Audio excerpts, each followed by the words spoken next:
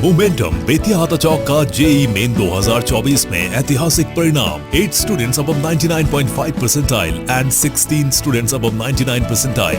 गोरखपुर में IIT JEE और NEET के लिए बस एक ही नाम, मोमेंटम कोचिंग बेतिया हाथा चौक। कॉल 6389138703।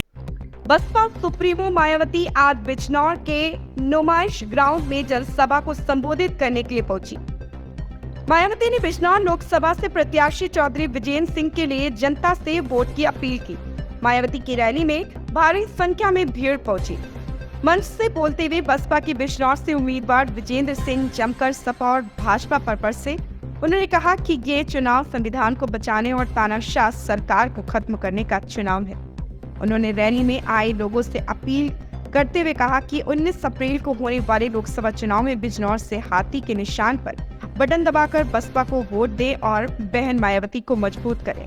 वहीं मायावती ने जनता को संबोधित करते हुए कहा कि भीड़ देखकर वह निश्चित हो गई है कि अब की बार बिजनौर से उनके प्रत्याशी चौधरी विजेंद्र सिंह और नगीना प्रत्याशी सुरेंद्र पाल भारी मतों से जीतेंगे।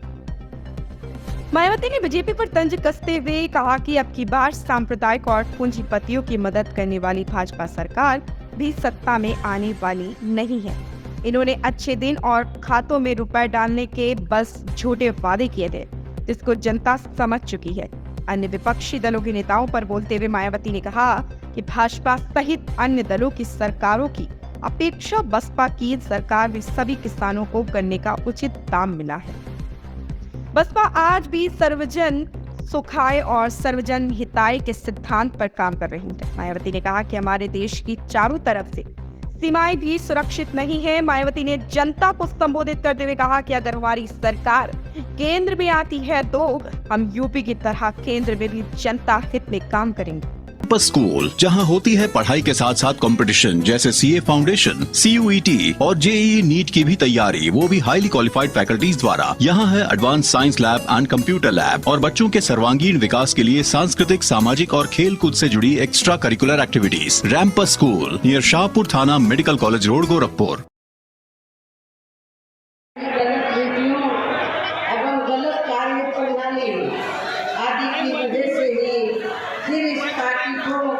केंद्र में काफी राज्यों की भी सत्ता से बाहर होना पड़ा तथा यही स्थिति इनकी सहयोगी पार्टियों की भी बनी रही है, जिसके कारण पिछले कई वर्षों से बीजेपी व इनके सहयोगी दल केंद्र एवं काफी राज्यों की सत्ता में काबिज हो गए, लेकिन इनकी भी ज्यादातर रही जातिवादी, पूंजीवादी, संकीर्ण, सांप्रदायिक व द्वेषपूर्ण नीतियों एवं कार्य प्रणाली आदि से तथा इनके कथनी व करनी में भी काफी अंतर होने की वजह से अब ऐसा लगता है कि इस बार ये पार्टी भी यानी